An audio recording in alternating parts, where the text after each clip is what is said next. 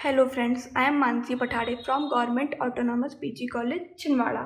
आज हम operational amplifier को समिंग एम्पलीफायर के रूप में यूज़ करेंगे। समिंग एम्पलीफायर वह एम्पलीफायर होता है जो अपने इनपुट में लगे एक से अधिक वोल्टेज को आउटपुट में योग के रूप में प्रकट करता है। इसके लिए हम ऑपरेशनल एम्पलीफायर का नॉन इन्वर्टिंग कॉन्फ़िगरेशन उपयोग में ला रहे हैं। चित्र में आप एक 741 IC देख रहे हैं, जिसके टर्मिनल क्रमांक 2 अर्थात इन्वर्टिंग टर्मिनल को हमने 1 किलो ओम रेजिस्टेंस के साथ जोड़कर ग्राउंड से जोड़ा है, जबकि पिन नंबर 3 अर्थात नॉन इन्वर्टिंग टर्मिनल पर हमने इनपुट अप्लाई किया है। इनपुट देने के लिए हम दो 5 वोल्ट की पावर सप्लाई का यूज़ करते हैं। दोनों पावर सप्लाई के पॉजिटिव टर्मिनल हमने पिन क्रमांक 3 से जोड़ रखे हैं। चूँकि समिंग एम्पलीफायर का प्रैक्टिकल कर रहे हैं, इसका अर्थ है कि लगाए गए इन दोनों इनपुट वोल्टेजों का योगफल हमें आउटपुट में प्राप्त होना चाहिए। यहाँ आउटपुट पिन नंबर 6 से प्राप्त करेंगे। आउटपुट पिन व इन्वर्टिंग टर्मिनल के बीच हमने 10 किलो ओम का फीडबैक रेजिस्टेंस कनेक्ट किया है। ऑपरेशनल एम्पलीफायर में इस फीडबैक रेजिस्टेंस का बहुत महत्वपूर्ण रोल होता है, जिसे हम सूत्र से भी समझेंगे। आउटपुट की गणना करने के लिए हमने पिन नंबर 6 और ग्राउंड के बीच 20 वोल्ट रेंज का एक वोल्टमीटर कनेक्ट किया है। इस वोल्टमीटर के माध्यम से हम आउटपुट वोल्टेज का मापन करेंगे तथा देखेंगे कि वह इनपुट वोल्टेज का योगफल है या नहीं। हम जानते हैं कि समिंग एम्पलीफायर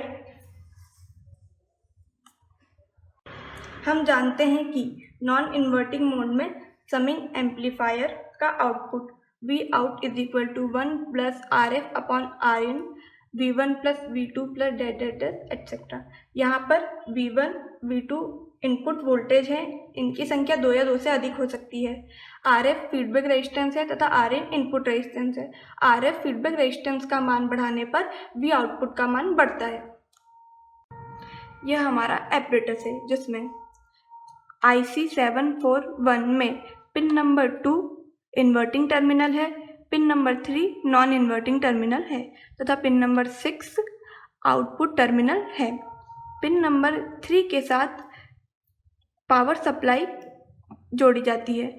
यहाँ पर हम 5 वोल्ट की दो पावर सप्लाई का यूज़ कर रहे हैं तथा पिन नंबर 6 को आउटपुट फीडबैक रेजिस्टेंस के साथ यह हमारा एपरेटस है, जिसमें यह IC 741 है, जिसमें pin number 2 inverting terminal, pin number 3 non inverting terminal है तथा पिन नंबर 6 आउटपुट टर्मिनल है। यहाँ पर पिन नंबर 3 दो पावर सप्लाई जिनकी वैल्यू 5 वोल्ट है के साथ जोड़ा जाता है तथा पिन नंबर 6 को फीडबैक रेजिस्टेंस के साथ जोड़कर ग्राउंड किया जाता है। यह पिन ग्राउंड करने के लिए दी गई है। ये हमारा इनपुट वोल्टमीटर है, जिसकी रेंज 0 से 5 वोल्ट है। पावर सप्लाई के द्वारा दिया गया वोल्ट का मान हमें इनपुट वोल्टमीटर में से प्राप्त होता है। यह हमारा आउटपुट वोल्टमीटर है, जिसकी रेंज 0 से 20 वोल्ट है, जिसके द्वारा हमें आउटपुट वोल्टेज का मान प्राप्त होता है।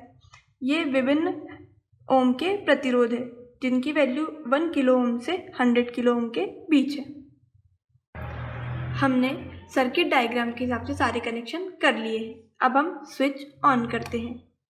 स्विच ऑन करने के बाद वो इनपुट वोल्टेज देने के लिए हम पावर सप्लाई के नॉब के द्वारा सबसे पहले 2 वोल्ट का इनपुट वोल्टेज देते हैं तथा दूसरी पावर सप्लाई के माध्यम से 1 वोल्ट का इनपुट वोल्टेज देते हैं।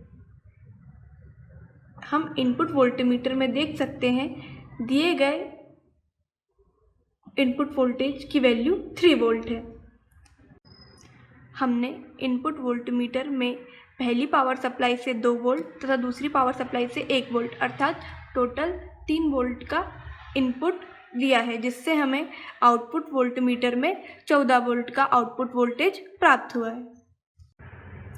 ये हमारे नॉन इन्वर्टिंग समिंग एम्पलीफायर के आउटपुट वोल्टेज का फॉर्मूला है। इसमें E(in1) पहला इनपुट वोल्टेज, E(in2) दूसरा इनपुट वोल्टेज है। चूँकि हमने E(in1) 2 वोल्ट और E(in2) 1 वोल्ट दिया है, तब इनकी वैल्यू पुट करने पर हमें आउटपुट वोल्टेज 15 वोल्ट प्राप्त हो रहा है, जो कि हमारे प्रैक्टिकल में मिले 14 वोल्ट के लगभग बराबर है।